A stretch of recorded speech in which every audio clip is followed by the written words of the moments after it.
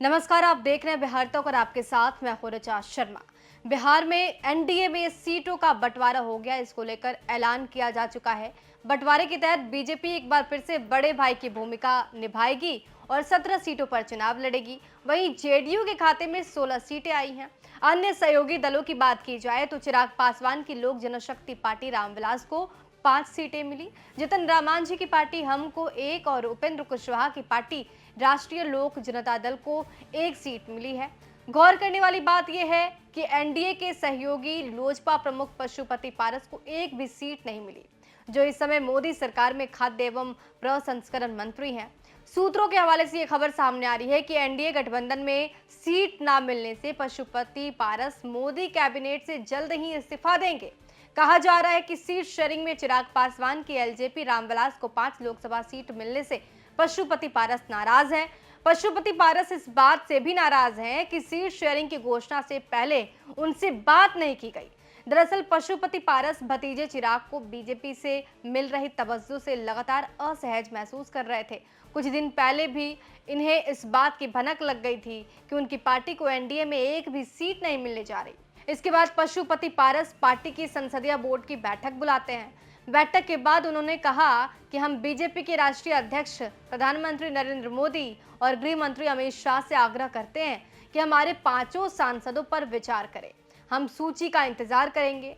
इतना ही नहीं, उन्होंने धमकी भरे अंदाज में कह दिया कि अगर हमें उचित सम्मान नहीं दिया जाएगा तो हमारी पार्टी स्वतंत्र है और हमारे दरवाजे खुले हैं। हम कहीं भी जाने को तैयार रहेंगे। अब जब सीटों के बंटवारे का ऐलान हो चुका है तो उनकी नाराजगी भी खुलकर सामने आ रही है। बताया जा रहा है कि इस फैसले के बाद ही पशुपति पारस नाराज हैं और महागठबंधन के साथ जाने की संभावनाओं पर भी विचार कर रहे हैं।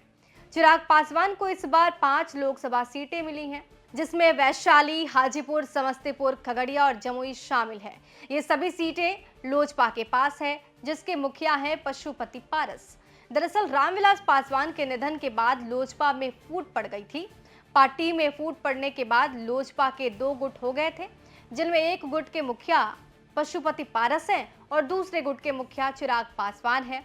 चिराग पासवान फिलहाल खुद जमुई से सांसद हैं और लोजपा के अन्य सांसदों की बात की जाए तो हाजीपुर सीट से पशुपति पारस, खगड़िया से महबूब अली कैसर, वैशाली से वीणा देवी और समस्तीपुर से प्रिंस राज राष्ट्रीय लोक जनशक्ति पार्टी के सांसद हैं। बिहार में भी 7 चरणों में यानी कि 19 अप्रैल, 26 अप्रैल, 7 मई, 13 मई, 20 मई और 25 मई, इसके साथ ही 1 जून को चुनाव होने हैं। पहले चरण में बिहार की 4 सीट पर वोटिंग होगी, दूसरे, तीसरे, चौथे में 5वें चरण में 5-5 सीटों पर वोटिंग होगी। इसके अलावा छठे और 7वें चरण में 8-8 सीटों पर वोटिंग होनी है। लेकिन उससे पहले सीट शेयरिंग को लेकर मामला यहाँ पर गर्माता हुआ नजर आ रहा है। एनडीए में सीट शेयरिंग का जैसे ही ऐलान होता है, पशुपति पारस नाराज हो जाते हैं। आपको ये जानकारी कैसी लगी हमें कमेंट बॉक्स में जरूर बताइए और बिहार की तमाम खबरों के लिए हमारे साथ बने रहिए, देखते रहिए बिहार तक।